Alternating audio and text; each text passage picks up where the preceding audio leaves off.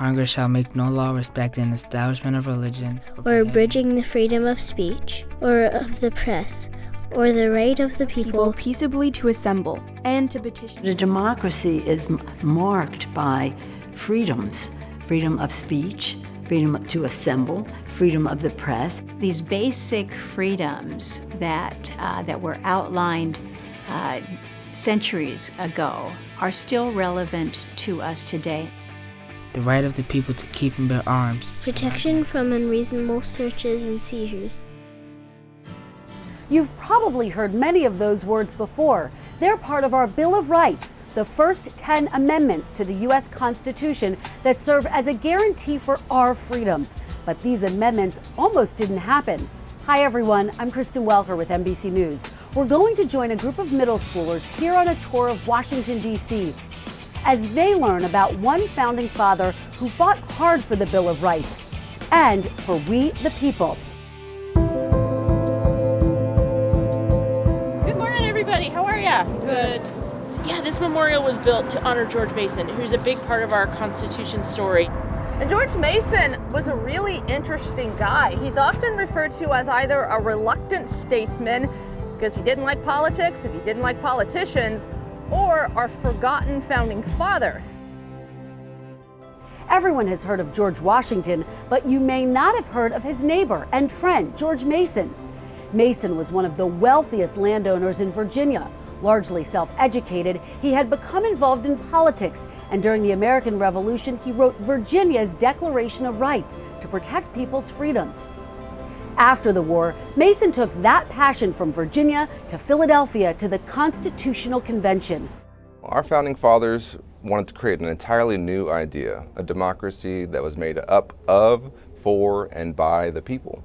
And at that time, that was actually a very radical idea because most governments were led by kings and queens. They all had different concerns about this idea of creating a stronger federal government. So with people like George Mason, they were against this idea of a strong centralized government, and they thought it'd be much better to leave power in the hands of the state. Mason feared a strong central government could be a threat to our rights, much like the king they just fought. As they began to write a new constitution, Mason was determined to include a protection for those rights, much as he did for Virginia.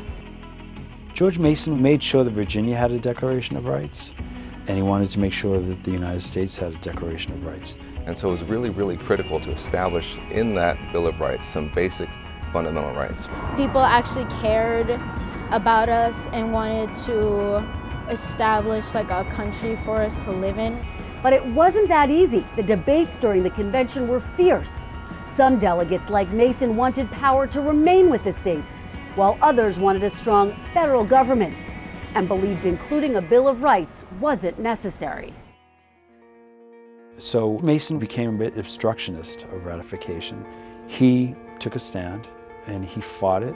In the Constitutional Convention, the agreement was sort of, we'll deal with that down the road. There was no Bill of Rights really set in stone until after the fact. When the new Constitution was finally agreed on, it did not have a Bill of Rights.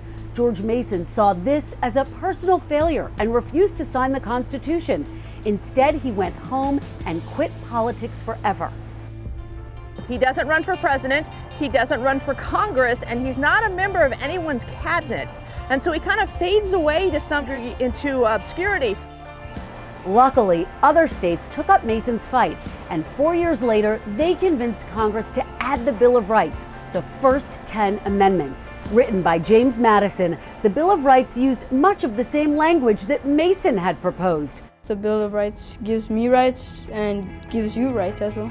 They are the protections of our democracy, that people can speak freely, gather in groups around an issue, the press can report on it. That is the essence of a democracy. Too many people nowadays don't really understand that our Constitution is a check on the government. I just kind of marvel over the fact that we are still using this same set of laws 200 plus years later. Although his name is nowhere on the Constitution, George Mason's words still live on.